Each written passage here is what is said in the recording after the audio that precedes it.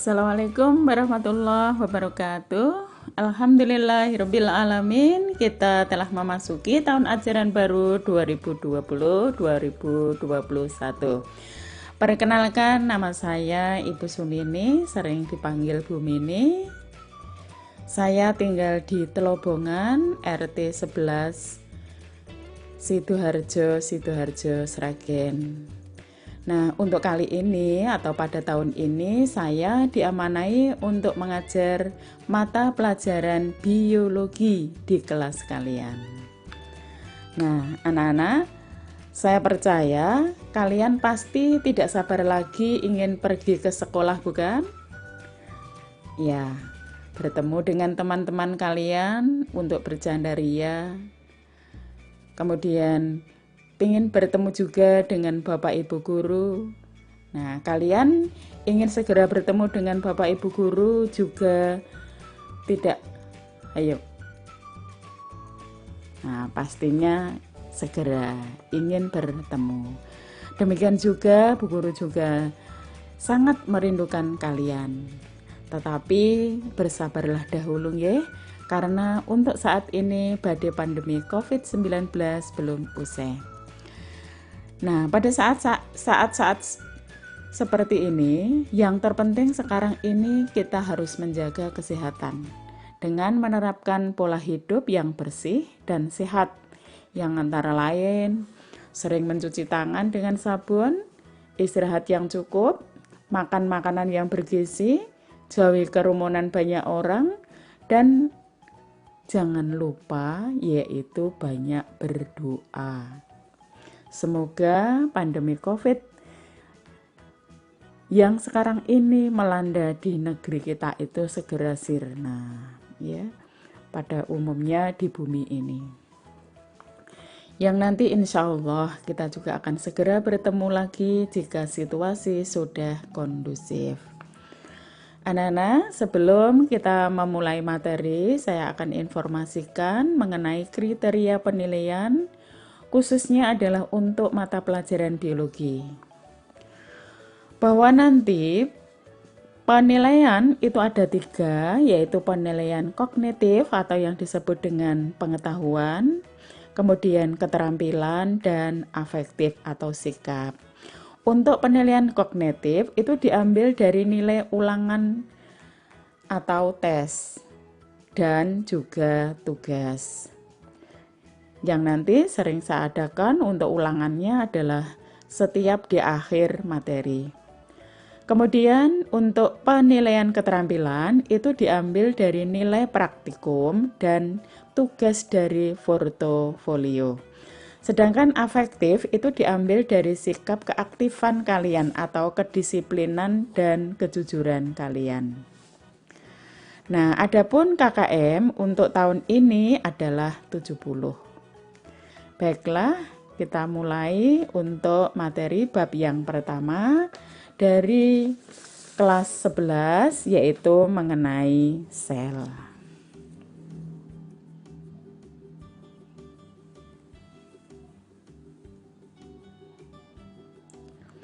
Nah, saya kira kalian sering sekali ya pernah mendengar mengucapkan istilah sel.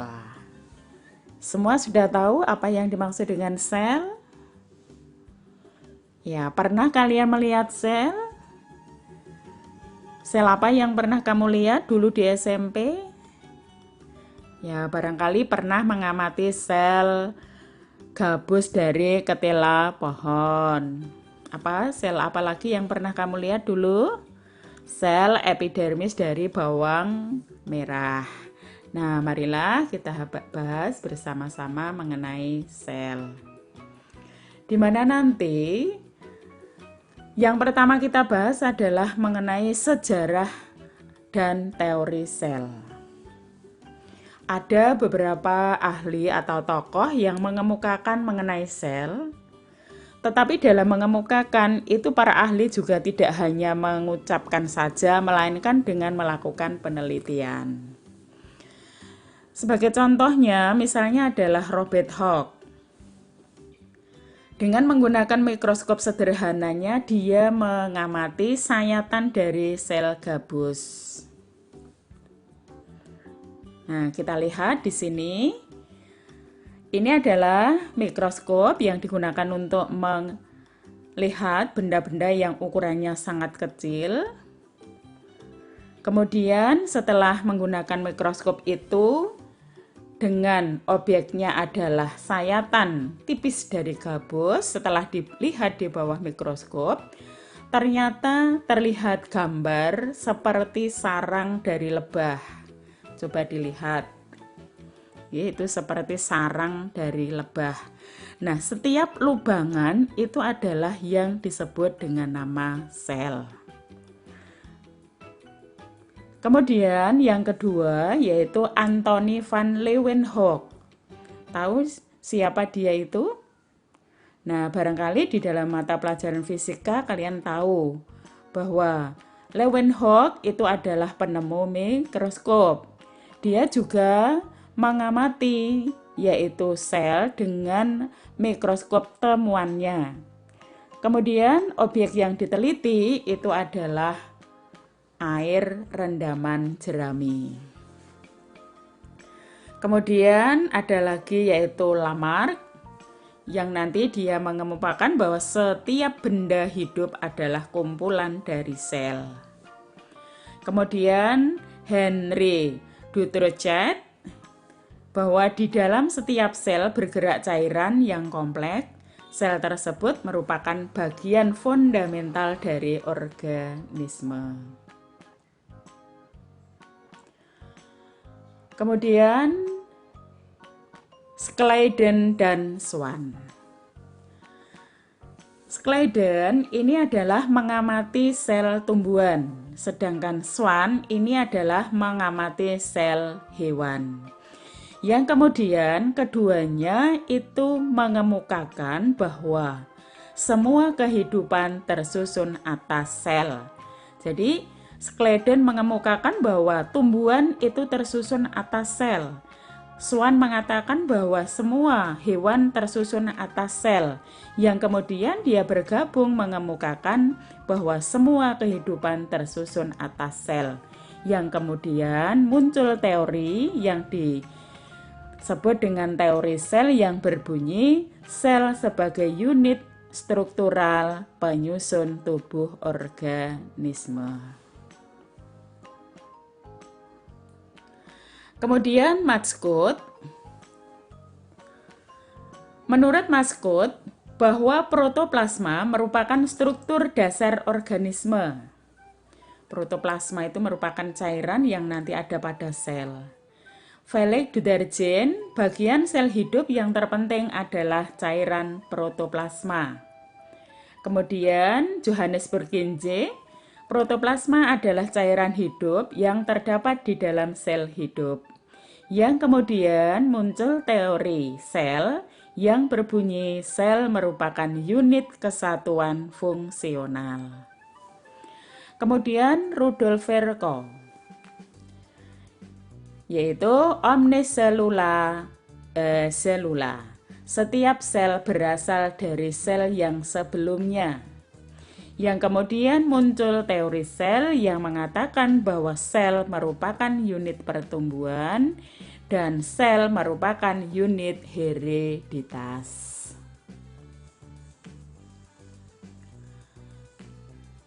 Nah, kemudian berdasarkan jumlah sel, organisme itu dikelompokkan menjadi dua, yaitu organisme uniseluler dan multiseluler. Uniseluler itu artinya tersusun atas satu sel. Sebagai contohnya, di situ digambar itu adalah gambar dari paramecium. Sedangkan multiseluler artinya adalah bersel banyak. Jadi tersusun atas banyak sel. Kalau dalam gambar contohnya adalah pada hidra.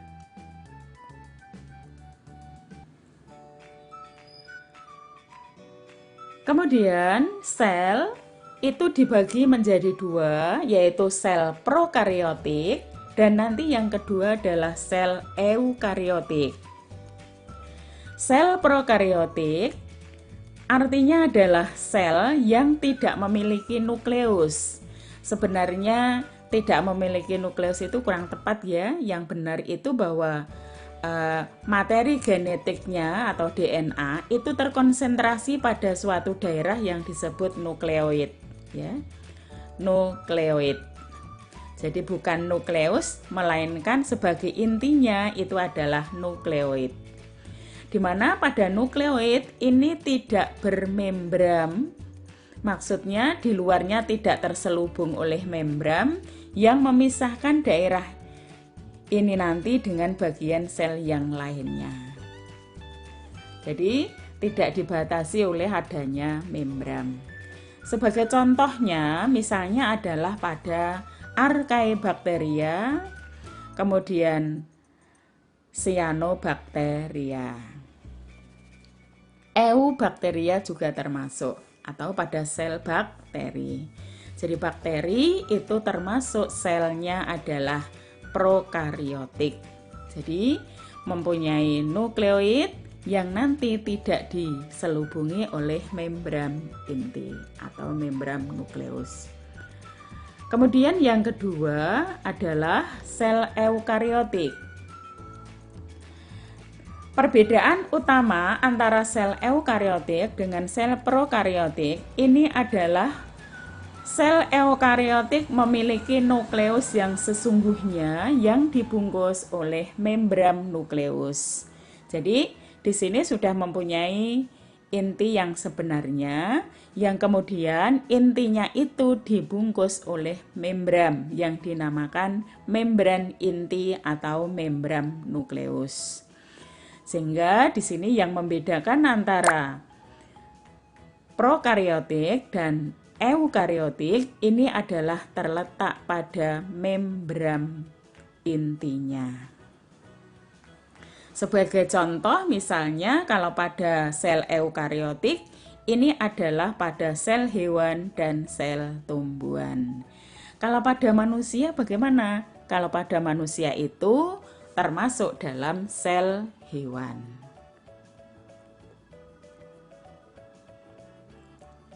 Nah, kemudian berikutnya adalah struktur umum dari sel. Kalian lihat, ini adalah gambar dari sel.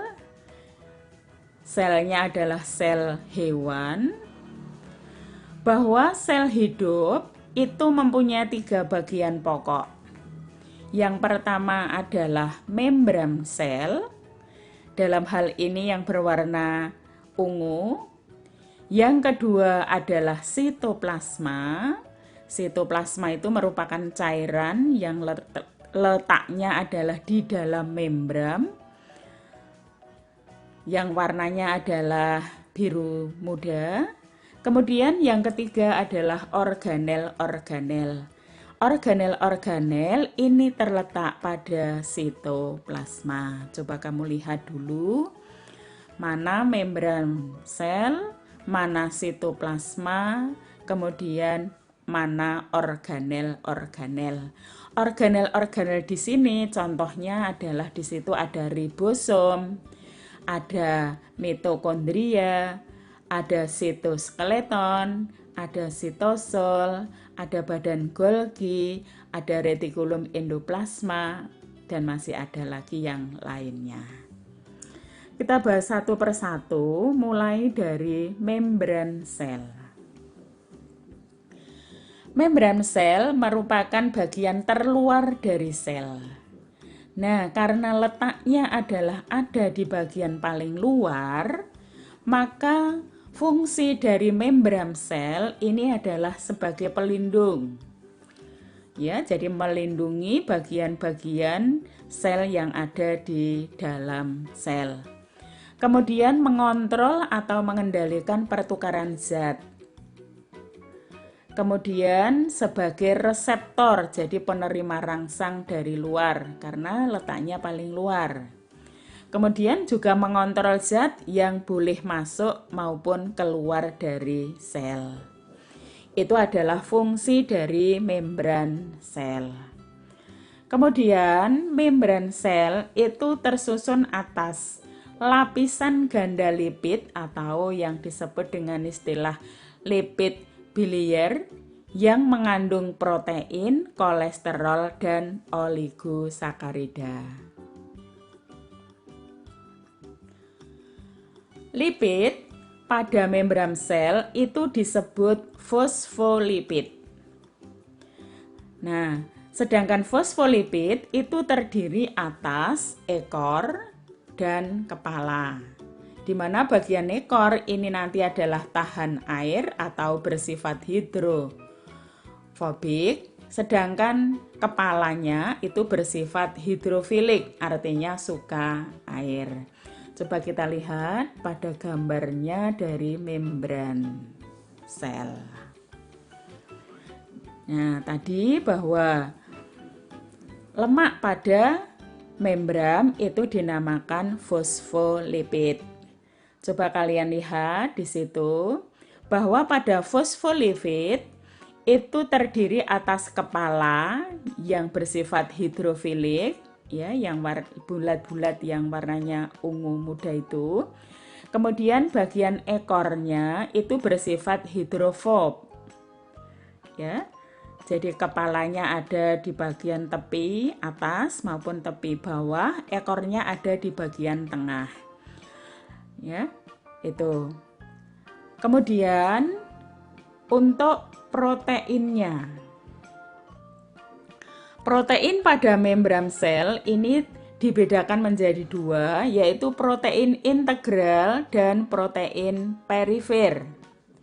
Protein integral ini disebut juga protein intrinsik. Sedangkan untuk yang protein perifer ini disebut juga protein ekstrinsik.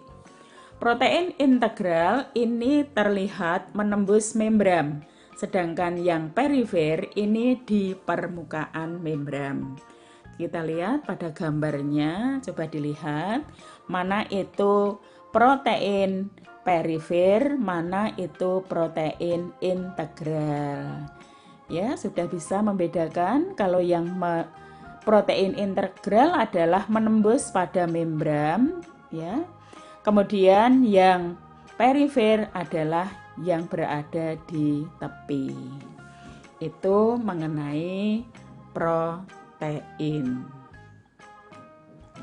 Kemudian pada membran sel terdapat karbohidrat yang nanti bisa berikatan dengan protein dan bisa berikatan dengan fosfolipid. Karbohidrat yang berikatan dengan protein ini disebut glikoprotein.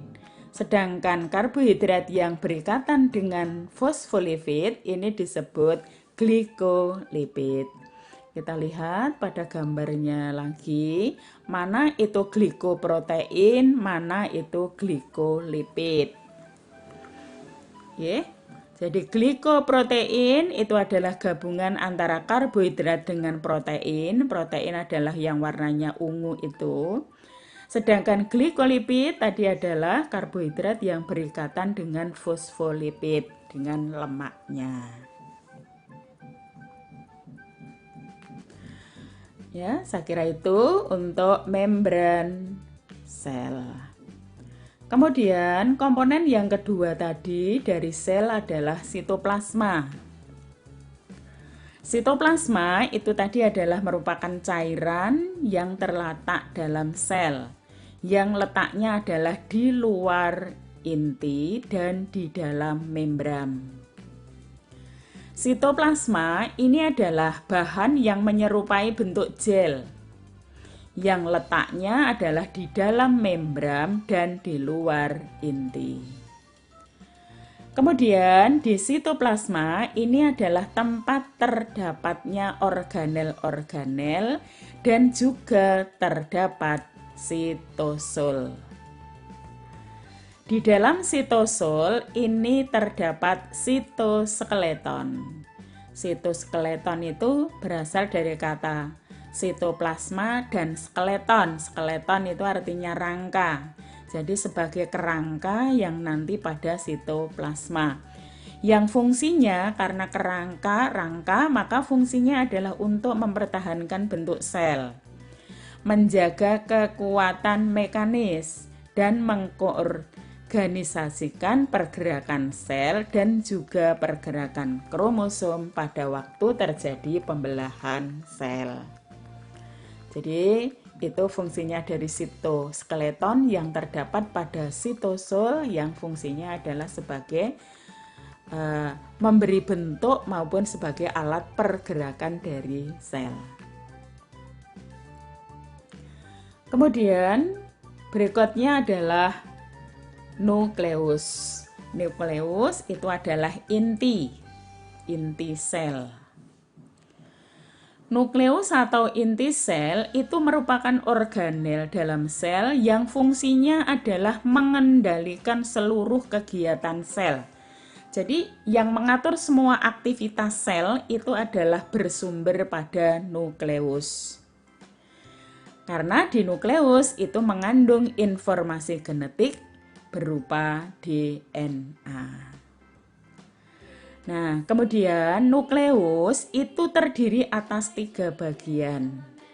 Yang pertama adalah membran inti. Kemudian yang kedua nukleoplasma, yang ketiga adalah nukleolus.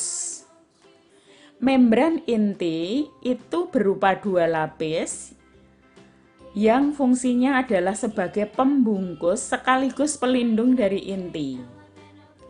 Kemudian pada bagian ini itu terdapat pori-pori yang memungkinkan terjadinya pertukaran zat dengan sitoplasma. Itu membran inti. Kemudian nukleoplasma. Nukleoplasma itu dari kata nukleus dan plasma, berarti cairan yang ada di dalam inti. Yang nanti cairan inti itu berbentuk gel yang kaya akan ion-ion, protein, enzim, nukleotida, dan benang-benang kromatin. Sedangkan nukleolus ini adalah tersusun atas kumpulan gen-gen yang memberi kode RNA ribosom. Coba dilihat untuk gambarnya dari nukleus. Ya, kalian lihat di situ. Yang warnanya adalah ungu agak pink ya. Nah, di situ bahwa pada inti itu tersusun atas nukleolus, kemudian membran inti, kemudian nukleoplasma atau nukleoplasma, betul. Nah, coba dilihat, nukleolus adalah disebut juga anak inti yang letaknya di pusat dari inti. Kemudian kromatin itu terletak pada nukleoplasmanya. Sedangkan membrannya juga ada 2, ada membran dalam dan ada membran luar. Jadi itu selaput atau membran yang terdapat pada inti. Kalian masih ingat? Kalau itu ada membrannya berarti itu termasuk sel prokariotik apa eukariotik? Ya, termasuk sel eukariotik karena mempunyai membran inti. Kemudian kita berlanjut ke organel berikutnya yaitu ribosom. Coba kalian lihat gambarnya dari ribosom, itu ada subunit besar dan subunit kecil. Ribosom itu merupakan organel yang tersusun atas RNA ribosom. Nanti kalian di kelas 12 akan mempelajari nanti RNA itu ada 3, RNA duta, RNA transfer, kemudian RNA ribosom. Nah, dan beberapa protein. Jadi organel kecil itu tersusun atas RNA ribosom dan beberapa protein. Kemudian pada ribosom itu terdiri atas 2 subunit yang bekerja sama dalam mentranslate mRNA ke dalam rantai polipeptida selama pada proses sintesis protein. Sehingga ribosom itu fungsinya adalah sebagai tempat sintesis protein atau berperan untuk sintesis protein. Kemudian ribosom itu letaknya di mana? Nah, letak ribosom ini adalah bebas di dalam sitoplasma dan juga melekat pada retikulum endoplasma. Kemudian kita berlanjut ke retikulum endoplasma atau yang disingkat RE. Retikulum endoplasma, kalian lihat dulu di gambarnya ini. Ya, jadi retikulum endoplasma merupakan organel yang berkantung yang berperan dalam proses perakitan dan pemprosesan serta transportasi senyawa kimia yang digunakan di dalam dan di luar sel, ya. Jadi untuk memproses, untuk merakit dan sebagai transport.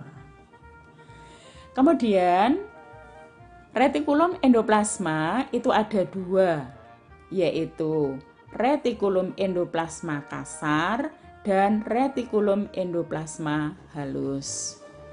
Retikulum endoplasma kasar, mengapa kok dinamakan kasar? Karena di situ ditempeli oleh ribosom.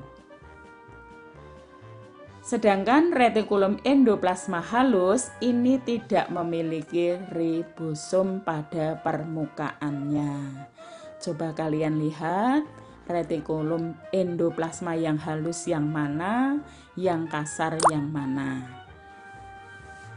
Sudah bisa membedakan? Jadi fungsi dari retikulum endoplasma kalau itu RE kasar berarti selain untuk transport maka dia juga berperan sebagai sintesis protein karena mengandung ribosom.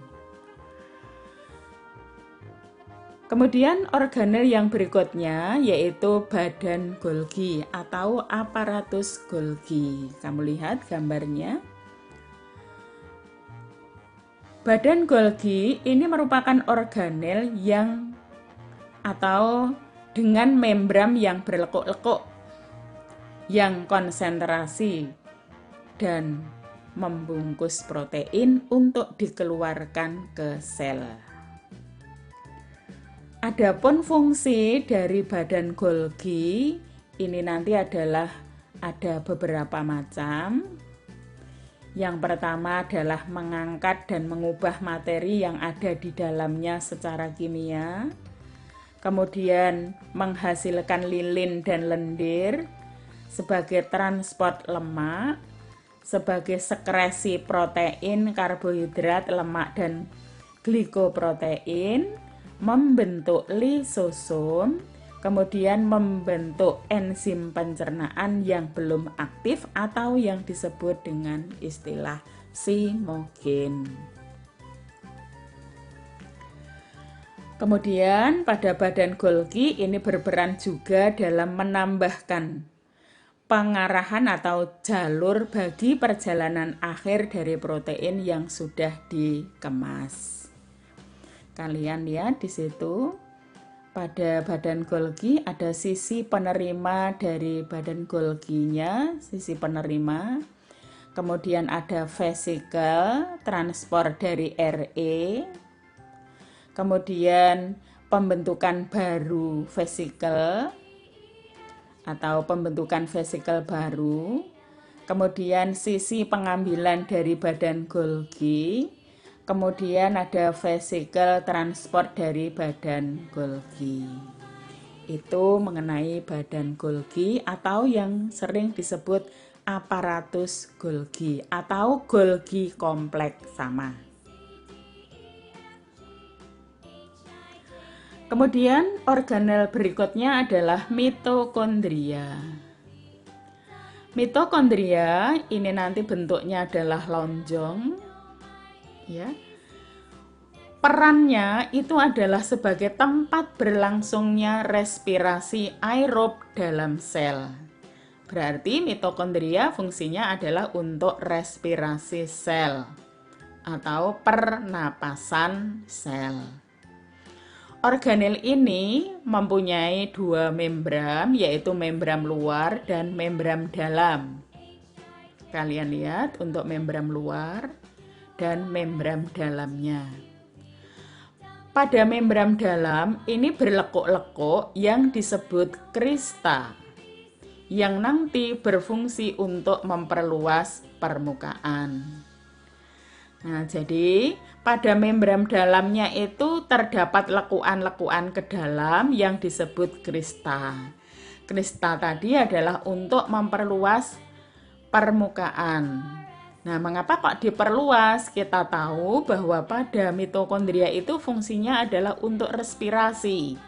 Respirasi itu tujuannya apa toh? Tidak lain adalah untuk menghasilkan energi. Sehingga kalau membran dalamnya berlekuk-lekuk, permukaannya luas, semakin luas maka energi yang dihasilkan juga akan semakin banyak. Itu dari krista pada membran dalam mitokondria.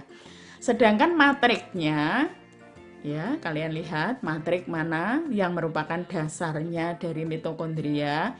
Ini adalah kaya akan enzim-enzim pernapasan atau yang disebut enzim sitokrom.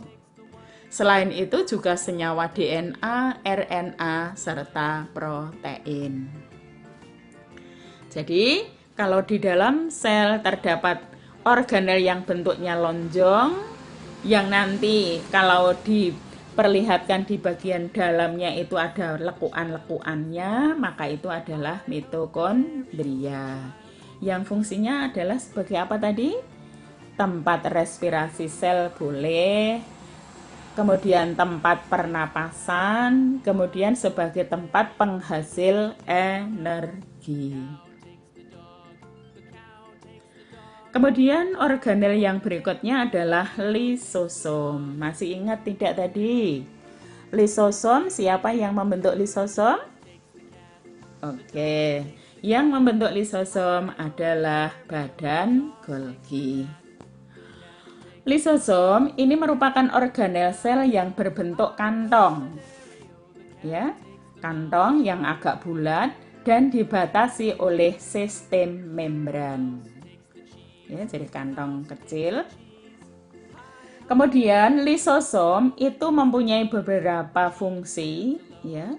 Yang pertama adalah mencerna materi yang diambil secara endositosis. Nanti di bagian belakang sewaktu kita mempelajari transport, kita akan mempelajari juga yaitu endositosis, yaitu memasukkan materi.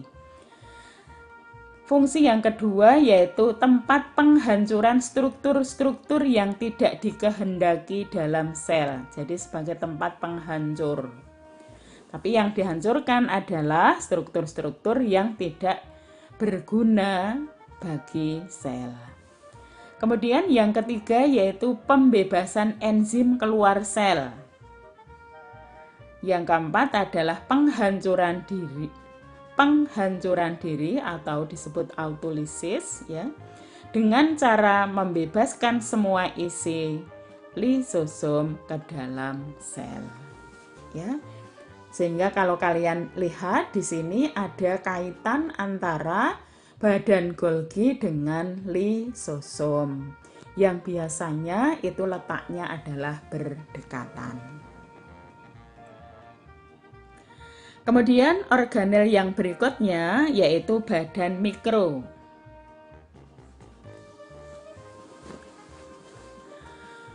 Badan mikro ini adalah organel yang diselubungi oleh membran yang tunggal dan memiliki dua tipe, yaitu peroksisom dan glioksisom. Peroksisom ini adalah senantiasa berasosiasi dengan organel lain, serta banyak mengandung enzim katalase dan oksidase. Nah, jadi peroksisom itu mengandung enzim katalase. Enzim katalase ini adalah enzim yang fungsinya adalah mengubah dari hidrogen peroksida H2O2 diubah menjadi molekul H2O dan oksigen. Di mana hidrogen peroksida ini adalah di dalam sel itu sifatnya adalah racun. Sehingga biar nanti tidak beracun maka diubah menjadi zat yang tidak beracun yang berupa air dan oksigen. Siapa yang mengubahnya? Yaitu enzim katalase. Sehingga enzim katalase adalah enzim yang fungsinya adalah mengubah H2O2 menjadi O2 dan H2O. Kemudian fungsi yang lain yaitu adalah untuk oksidasi substrat, metabolisme lemak menjadi karbohidrat, serta perubahan purin di dalam sel. Itu adalah peroksisom. Kemudian glioksisom. Glioksisom ini terdapat pada sel tumbuhan. Fungsinya adalah untuk mengoksidasi asam lemak menjadi gula untuk pertumbuhan tanaman, biasanya pada biji jarak.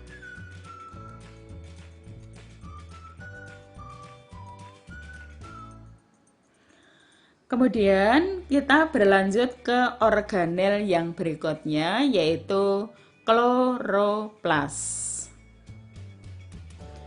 Nah, kira-kira kalau ada sel hewan, ada sel tumbuhan yang mempunyai kloroplas, itu adalah sel hewan apa sel tumbuhan? Ya, kloroplas ini hanya terdapat pada sel tumbuhan. Kloroplas itu merupakan plastida yang mengandung pigmen hijau, kuning, merah.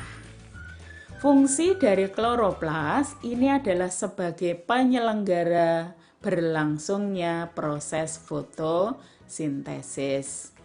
Maka tadi saya katakan bahwa kloroplas hanya terdapat pada sel tumbuhan. Organel ini, jadi kloroplas, itu memiliki pigmen fotosintetis.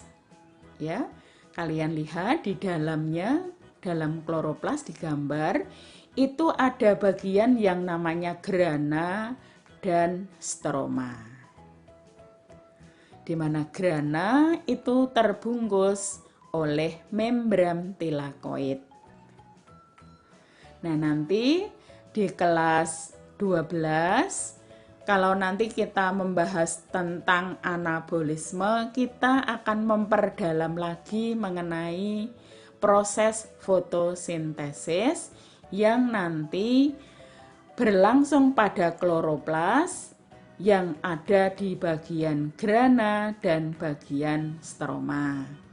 Grana itu nanti adalah sebagai tempat reaksi terang, stroma adalah sebagai tempat reaksi gelap. Nanti kita lanjutkan untuk materi di kelas 12. Sedangkan pigmen fotosintesisnya itu adalah klorofil dan karotenoid.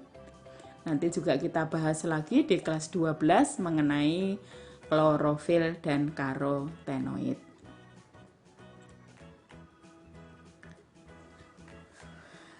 Pigmen yang berwarna hijau atau klorofil ini adalah pigmen hijau, terutama menyerap sinar merah, biru, ungu, dan memantulkan sinar hijau, kecuali jika tertutup oleh pigmen warna yang lain. Klorofil untuk fotosintesis adalah klorofil A dan klorofil B. Ya, jadi yang menyerap itu nanti adalah sinar merah, biru, dan ungu, bukan hijau. Kalau nanti hijau yang diserap itu berarti jeruk makan jeruk. Kemudian karotenoid, jadi pigmen fotosintesis yang kedua yaitu selain klorofil juga karotenoid. Ini adalah pigmen yang berwarna kuning, oranye, merah, ataupun juga coklat yang menyerap sinar gelombang antara ungu dan biru. Fungsi yang lainnya adalah melindungi klorofil pada saat sinar terlalu kuat dan oksidasi oleh oksigen yang dihasilkan dalam proses fotosintesis. Itu adalah organel-organel yang kita pelajari pada saat ini yang nanti sebagai bahan materi untuk sel. Sehingga nanti silahkan dipelajari juga untuk berikutnya itu adalah beberapa organel yang hanya ditemukan pada sel hewan dan organel-organel yang hanya ditemukan pada sel tumbuhan. Ya, dari saya kira ini dulu. Nanti untuk pertemuan berikutnya kita lanjutkan perbedaan antara sel tumbuhan dan sel hewan serta transport membran atau transport yang terjadi pada membran sel. Saya kira itu. Sebelum penutupan, apabila ada yang ditanyakan silahkan nanti ditanyakan ke kolom komentar nggih. Nah, nanti sebisa mungkin akan saya jawab. Ya. Saya kira itu dulu. Selamat belajar. Semoga sukses. Dan jangan lupa senantiasa berdoa kepada Allah. Sekian, Assalamualaikum warahmatullahi wabarakatuh.